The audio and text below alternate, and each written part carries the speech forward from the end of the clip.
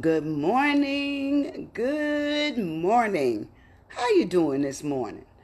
Well, today is Friday. Can you believe it? It's Friday. Friday, the 26th of June. The year is rushing by.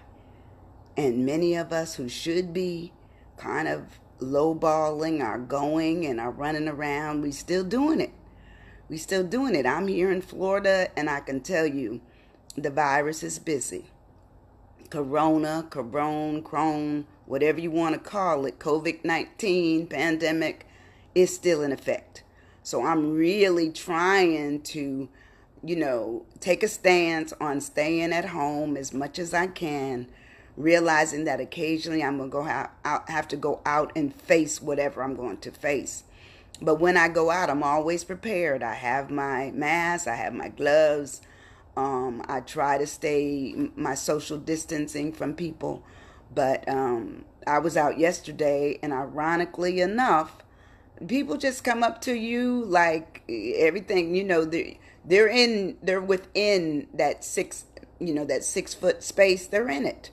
It's like you don't, and they have on no mask. They don't wear anything. So I don't know. It just reminds me that sometimes people just like the whole concept of being what I would call in their own way. They don't care what anybody else says. They feel that if anyone is telling them something to do, then therefore there might not be any reasonableness to it or any worthiness to what's being said.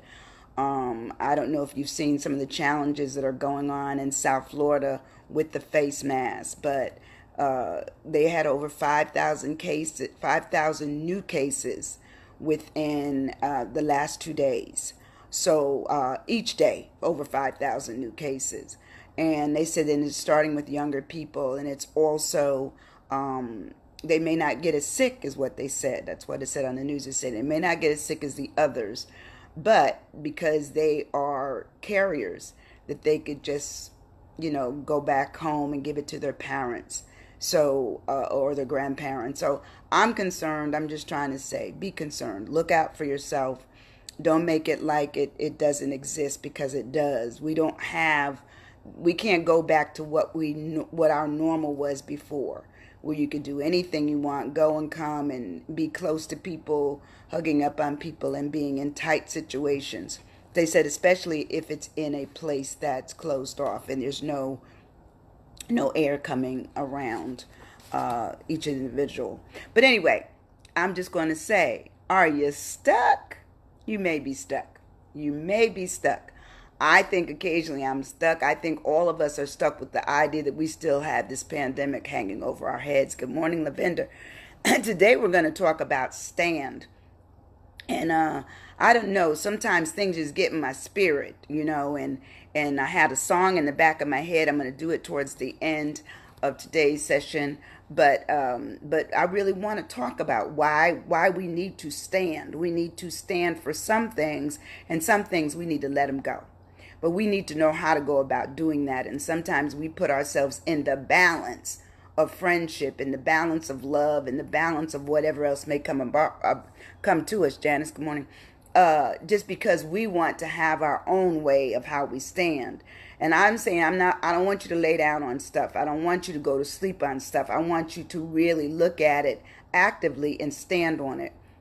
So when we look at stand, you know how I do. I went and found a poem, and pardon all the pink today, but today was my pink day.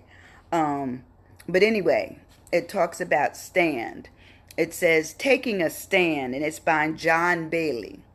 It says, I ask you to stand with me for both the injured and the lost. I ask you to keep count with me of all the wars and what they cost. I ask you to be silent with me, quietly grateful for our lot, as I expect you're as thankful as me for the health and life we've got.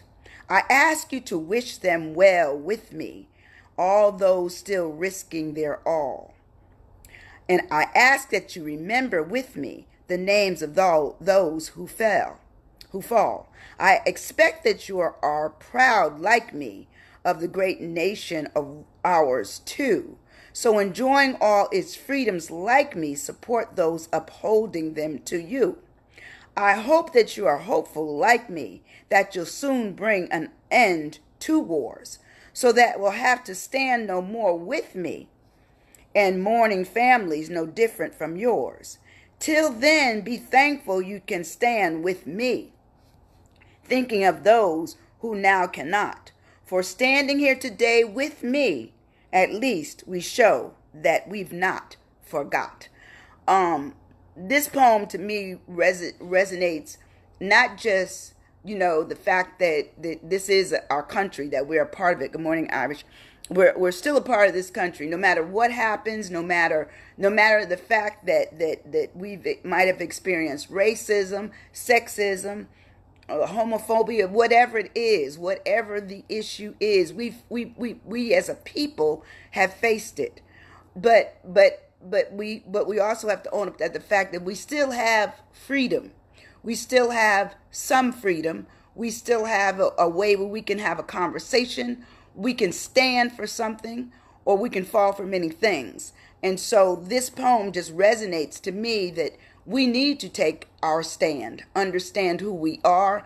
If good morning, Mary. If we are doing things, and Lawson, if we're doing things that really feed our souls and our hearts and our minds, then do it. But do it for yourself. Don't do it for others. Make sure that you know what your stand is, and you're not standing just because others are standing. But you need to have a reason as to why you stand. You need to look at what stand is for yourself, and how that would bring about a peace to you.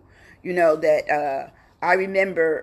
Good morning, Joan. I remember when people during the 60s, and I was still young, so I didn't know everything, but I was trying to get a concept of, well, why are they standing? Why are they marching? Why are they going out on these issues? What is?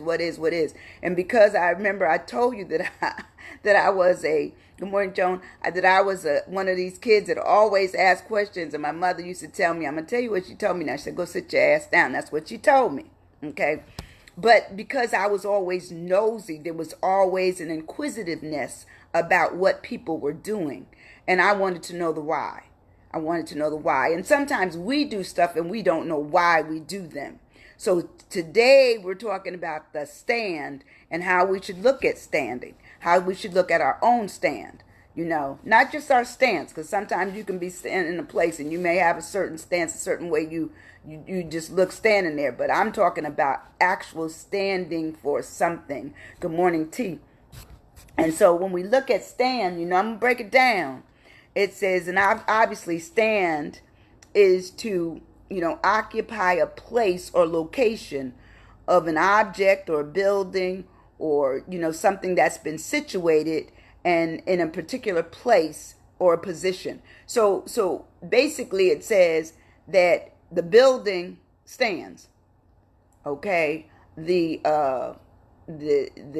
statues stand. We stand.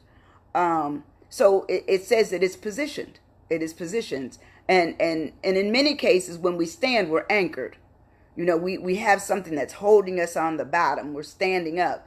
Now, of course, for everybody that lives in this earth, it's gravity that's going to keep us down. Okay. But the point is that we could be sitting down or we could be lying down. But to stand means is that you put some energy in it. You got up from whatever you were doing and you're standing for something. It might be that you're at a concert, you're standing. It might be that you're in church and clapping your hands, but you're standing. So those are the standing opportunities that talk about what stand can be. But then when we break it down, we want to talk about stand. The S of stand is stamina. I know a lot of people cannot stand anymore. They've lost the ability. They have no mobility to move much. Unless it's by, an electronic chair. So we really look at, in this case, the stamina is the ability to sustain or prolong physical or mental effort. And we know when people really are standing for something, they can be very headstrong about what their beliefs are, and they're going to get them to you. You know, if you look at any of what the protests have always been about, it's about, you know, feeling equal. It's about feeling that we will not be targeted as people, that there will not be any targeting. Good morning, Aaron. That no one will be targeted, that people can live their lives and feel that it's really true, that we are equal in terms of whoever, whatever we look like, be it the color of our skin or the size of our bodies or the amount of hair or no hair. It does not matter. It's all about being, you know, having the stamina to stand there. And sometimes we have to take stuff when we're standing there. We have to listen back to what people may be saying to us that may hurt our feelings, may cause us to be more angry or frustrated or happy. You know, because I find that if you're clapping your hands, you're generally happy. You know, or you're standing up for something. You're at a concert. There's excitement. You know, you might even be dancing, but it's still from a position where you're vertical. You are vertical. So really, when you're talking about stamina, you're talking about your endurance. What is your endurance in terms of your stand? You know, what is your resistance? Can somebody come and, you know, just do that and you fall over in your beliefs, fall over in your physicality, your ability to continue to stand? Because, you know, sometimes I remember being with my my trainer, and she would push me, and if my stand wasn't right, guess what? I fell over. So she was teaching me the understanding what my stand needed to be, that I needed to be standing on both feet and not on one, not on one foot, but standing on both feet. And I wasn't. I was just like off balance. That's what happened. I was off balance. So when you're looking at your stamina as it relates to stand, you want to talk about your perseverance, your strength. You know, it's your energy, it's your grit. It's your steadfastness, and it's your vigor. It's your ability to stand up to whatever's coming your way. Because guess what? It's coming anyway. You know, I have a girlfriend that always says, "Look, I'm coming down your street right now." Okay? Or the pastor say, "I'm almost on your pew." Because they talking about something that may get a rise in you. Okay? And then the rise, that means you may stand. You may stand for something that you believe in. Stand for something that you acknowledge. Stand for something that you can't let go. You can't let go. So when we go down the word, we go down to stand. After and stand, we go to the T. And the T in this instance is for your tolerance. You know, when you tolerate something, that means, you know, you go out and you have on your raincoat because you prepared to go with the raincoat. But if you go out and it's raining and it's storming and it's thundering and lightning and you have no raincoat, no boots, nothing, and it's like cats and dogs coming from the sky, what you gonna do? What you gonna do? Get wet, okay? Get wet, but you didn't prepare for it. So therefore, what you're standing for is the fact that you rained on. You know, you come back, you gotta, you know, get yourself back together. But you look at the whole idea of what tolerance is. It says tolerance is the forbearance of something. It's the toleration of something, tolerating something. It's the suffering, and sometimes it could be long suffering when you tolerate something.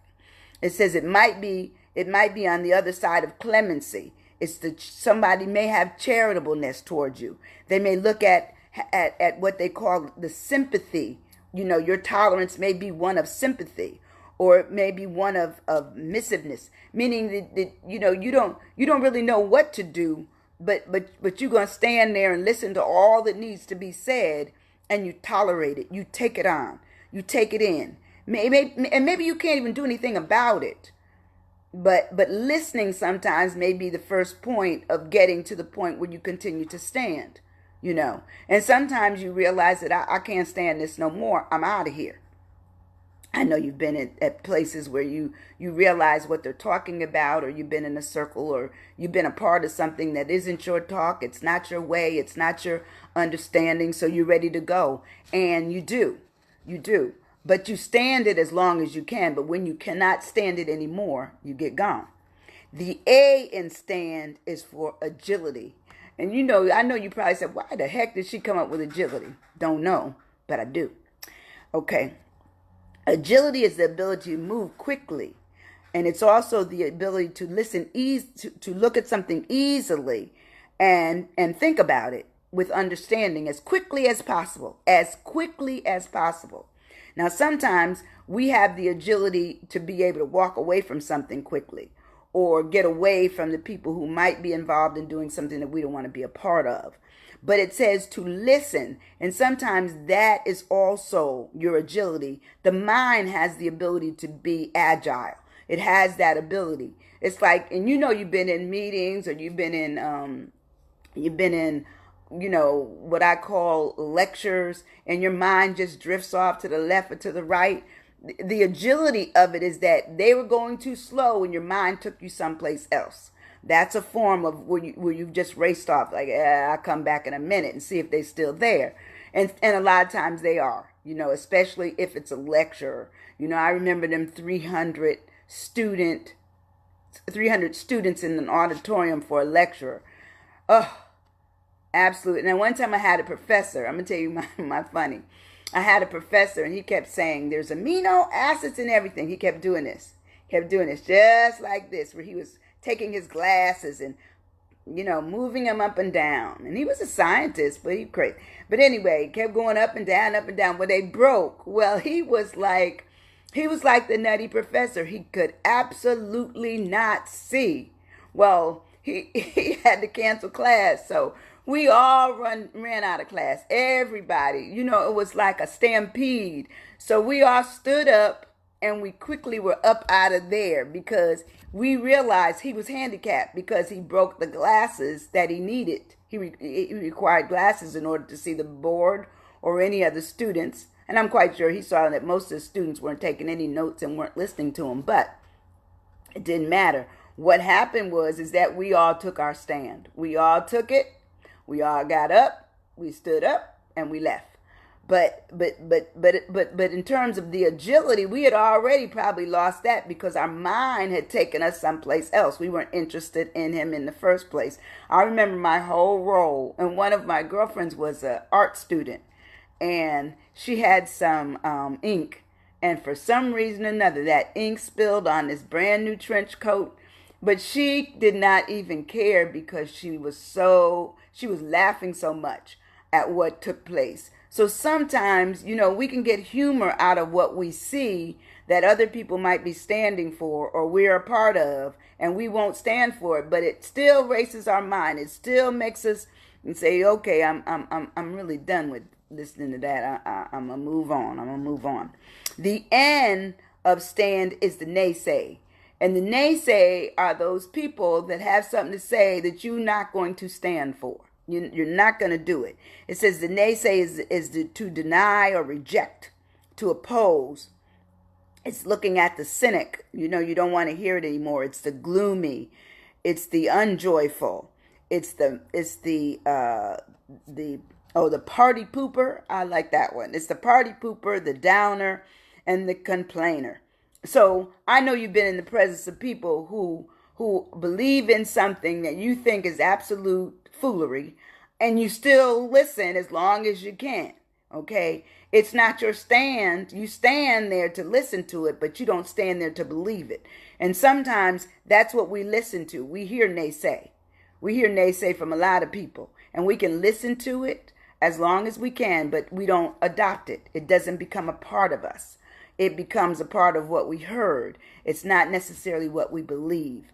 And that you can listen to the TV every day, all of the political pundits, all the people. I mean, sometimes TV is absolutely too much. It's just too much because it has your mind going in all directions. And right now, with this being a political year of voting, which includes the presidency, everyone has something to say. Everyone has something. Every 5 minutes is a commercial. So it's big money in terms of the folks that work at the television stations. It's ads on TV. But that's why a lot of times I would move to those cable services where there are no commercials. I don't want to necessarily be sold all day long in the commercial. Once I get up to at the break of a program to go get something to drink, I don't want to hear all that it's so loud in the kitchen. And it turns my TV up. I have my TV set at a certain number. When I go back where it played the commercial, it turns the TV up. So I don't know how smart my TV is. My TV needs to stand up for itself. Just having fun this morning. The last word, the last letter in stand is the D for dawn. And dawn is the dam, DAMN, dam. I said it, dam, is to condemn, especially by somebody's public expression. It's a disapproval. So to condemn something or to damn it is to condemn it. It also looks at rebuking it, criticizing. It's an attack, it's a denounce, it's a slam, it's a hammer, it's a deplore, a blame, a chattis, and a berate. So all of those things speak to what damn is. I don't know how many of you remember when Florida lost her husband, James. Y'all remember the show? Write it in the little thread there. Y'all remember the show? Write the show down. But all she said was damn, damn, damn. Well, that to me, that was her stand on what happened. You know, this is like, oh my God, the world, my world with that person has changed. And I'm quite sure many of us have probably gone to the point where we realize it's something that can be no more. Good morning, Maurice. When something can't be anymore, we're really concerned. You know, we realize that, yes, it was good times. Yes, Sharon, it was good times. It was good times. You remember that little cold water flat they lived in? There was a cold. Yes, right, Aaron. Good times. So we have to know that sometimes we have to express ourselves, and we might be standing when we're expressing it. And you know, Florida was standing. Every time she said, damn, damn, she was usually standing up. Might have been at the sink, might have been at her door when somebody was bringing her bad news. But anyway, we sometimes have to realize we have to stand up on what it is that has happened to us, what we believe, what we don't believe, what we feel is foolery. We just have to be present on who we are at all times, and as much as we can do it. So looking at our stand, we realize that we can't change things by what people are saying or doing, but we can have our own stand about it. We can understand it, how it means to us, what it means, and if it's significant. Because sometimes what we stand for may not be significant enough for us to stand long. You say, okay, I'm done standing for that. I'm going to sit down now. Or I'm going to lay down. You know when you have somebody in the house that loves to debate, and they debate and they debate. Well, when you're done with it, you get up, you take your stand, and then you take some steps. I'm out of here. I'm done with that. Don't want to hear that no more. Okay? Sometimes that's what we have to do. We have to do that to people. We might have to do it to our family, you know. Sometimes you have to do it to your children, maybe a spouse, you know. But we take our own way forward with it. We say, okay, I'm done. I heard you. Thank you so much. Thank you so much. And you know, if you ever had a person that really likes to, I'm gonna start with debate, and then they move to argue, and then they move to some of the escalate to fight. Well, I don't like going through any of that. I've always been the kind of person that, you know, I heard what you said. Thanks so much. I'm out of here. Because I grew up in a family of 10, so there was always something going on. You know, I'm the 10th child, so I got to see what they were doing. I said, oh, I can't have that in my life. I don't like yelling. I don't like, you know, talking incessantly. I want a time like they'd look for me. I was in the closet with my flashlight reading. They said, oh yeah, we know where Sandra is. That's where I was. So when we talk about stand, I have some questions for you. And I hope you have your pen and paper. I hope you will share this video. This is another one that the Lord gave me to give. But the first question for today is, how are you standing? How are you standing? Are you straight? Are you vertical? Are you upright? Are you leaning to the left or the right? Okay. Are you on your way down? You know, are you coming up from something? You know, how are you standing? You know, be honest. You know, if the pandemic is really doing a serious job on you, write that down. If it's making you what I call cabin crazy, write that down. If it's gotten you to the point where you realize you can't handle what's going on, call somebody. Okay?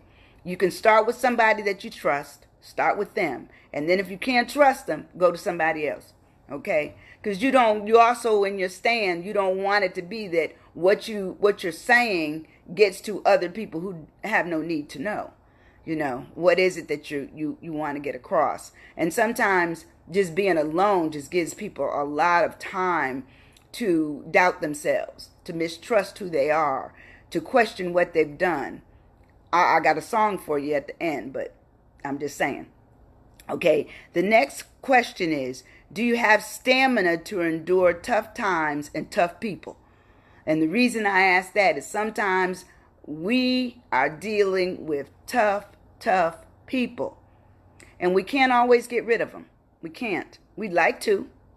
And I'm not saying that they would certainly pass from this life. I'm just saying that they'd have someplace else to stay, that they had someplace else to work, that they had their own place. Period. That's what you like, but it doesn't always work out like that. So you have to learn what your stamina in dealing with folks, because people are tough, and so are situations. Question number 3. What is your physical and mental agility? Be honest. If you know there's things that you can't handle, say so. And I'm hoping you have my coronaviruses. My virus book is way over there, so I'm not going to get up from there. But anyway, I have my book, which I put notes in on every day when I'm thinking about what I want to talk about. I put notes in it, and then I start doing my research and putting things together. But every day I write something down, and I guarantee, if you write it down and write it down and write it down, eventually you're going to have what I call a compilation of information about who you are, and you can form your own manuscript. You can form your own book. You can do it. It's in you. In fact, my girlfriend Lavender always talks about, don't die with a book in you. That's her motto. Don't die with a book in you. If you know you have something to say it.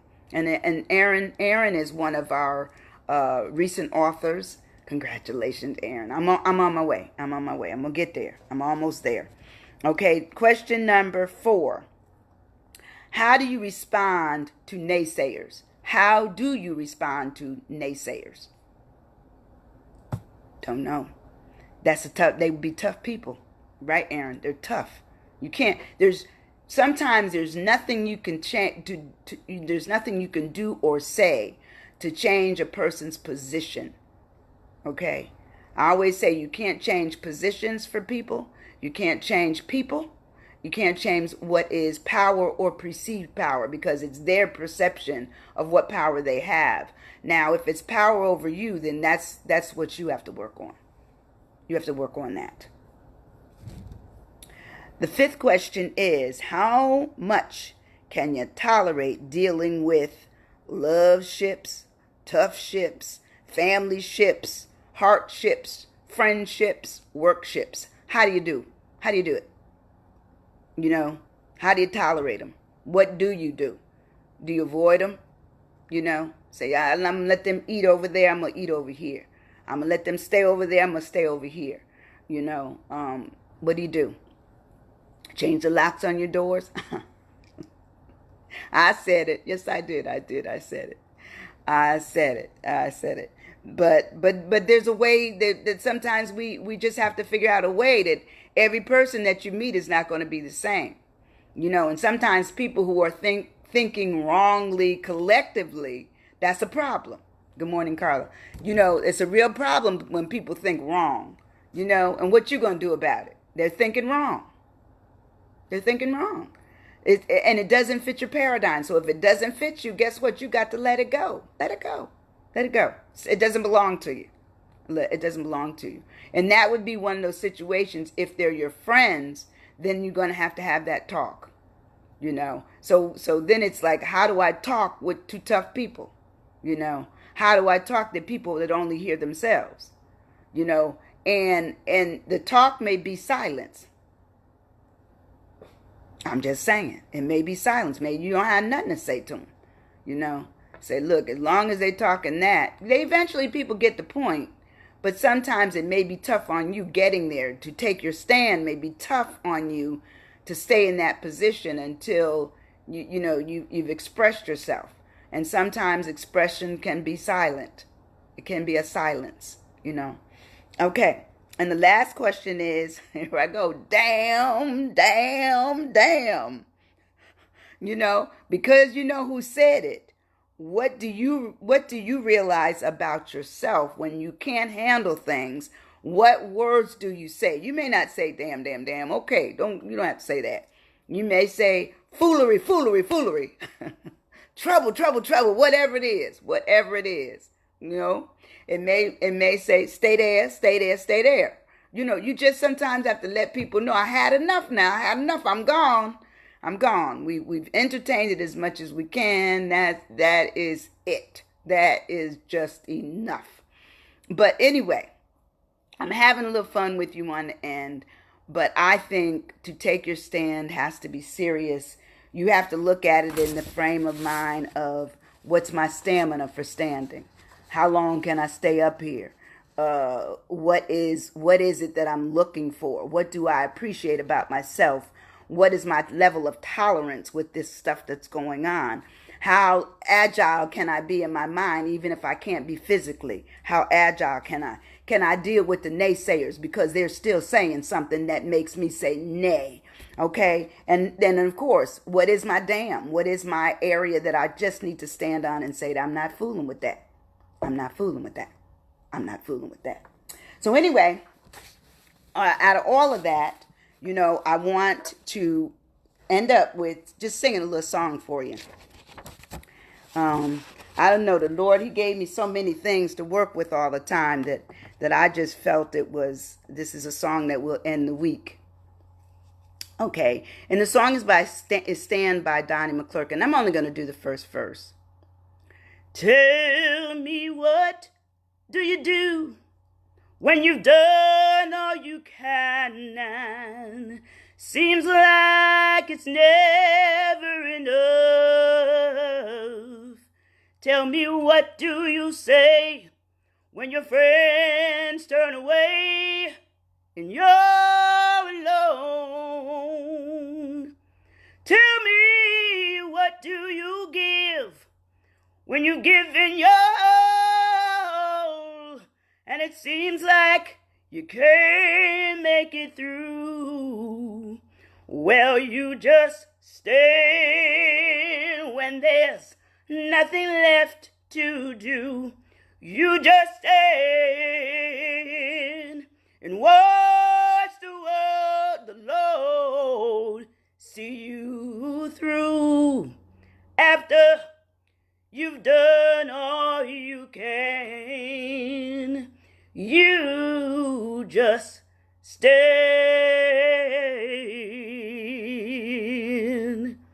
So I want you to stand today. I want you to stand on what you believe, understand your tolerance, understand your stamina, understand the naysayers, and don't deal with them if you can't.